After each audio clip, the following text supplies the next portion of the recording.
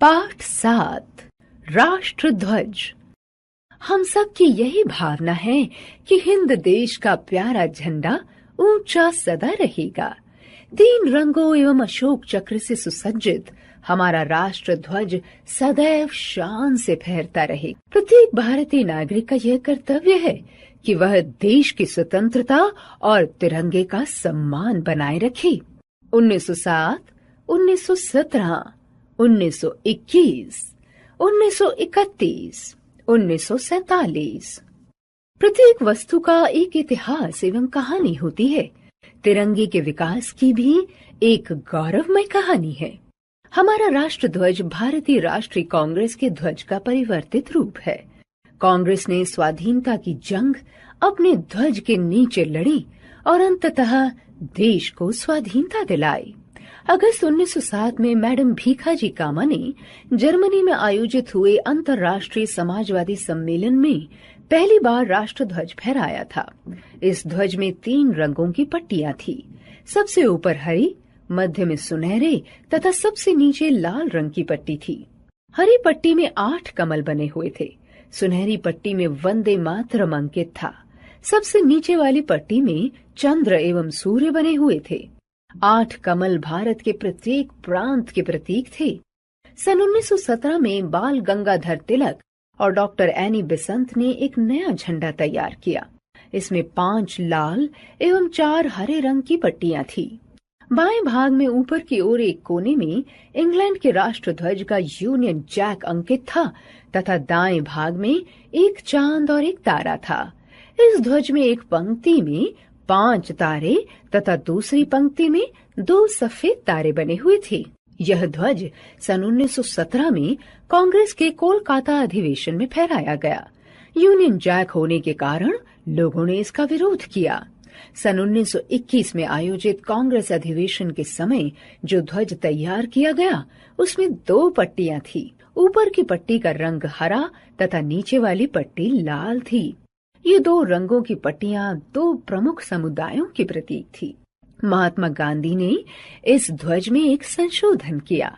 इसमें एक सफेद पट्टी और शामिल की गई जो शेष समुदाय के लोगों की प्रतीक थी। जन आकांक्षाओं का प्रतीक चरखा इस ध्वज पर अंकित था और यद्यपि असहयोग आंदोलन में इस ध्वज का प्रयोग किया गया था, फिर भी यह प्रचलित नहीं हुआ।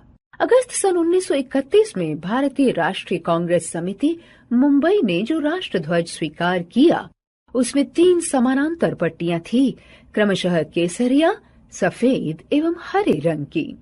सफेद पट्टी पर गहरे नीले रंग का चरखा अंकित था। इस राष्ट्र ध्वज के रंग किसी समुदाय के प्रतीक नहीं थे। केसरिया रंग त्याग एवं वीरता का प्रतिनिधित्व कर रहा था।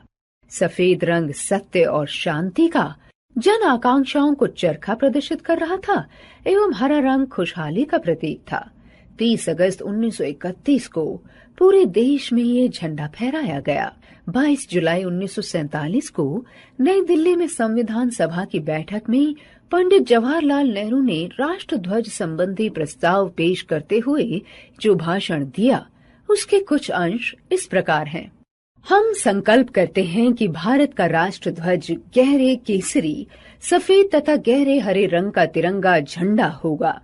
सफेद पट्टी के मध्य में चरखे के प्रतीक स्वरूप नीले रंग में अशोक के सारनाथ स्तंभ के सिंह शीर्ष का चक्र होगा, जिसका व्यास सफेद पट्टी की चौड़ाई के अनुपात में रहेगा। ध्वज की चौड़ाई तथा लंबाई 2:3 के अनुपात में रहेगी। इस झंडे के पीछे एक इतिहास है। अपनी शानदार जंग आजादी के कई उतार चढ़ाव मुझे याद आ रहे हैं। मुझे याद है और मेरी तरह सदन के सदस्यों को भी याद होगा कि कैसे इस झंडे को देखकर हमारी नसें फड़क उठती थी और जब कभी हम थकने लगते थी, हमारी हिम्मत टूटने लगती थी, तो कैसे यह झंडा हमें बराबर आगे बढ़ते रहने का हौसला देता था। अपनी आखिरी सांस तक हमारे वीर क्रांतिकारी इस झंडे को थामे रहे और जब बलिदान का क्षण आया तो झुकने से पहले ही इसे दूसरों को थमा गए ताकि यह झंडा हमेशा ऊंचा बना रहे।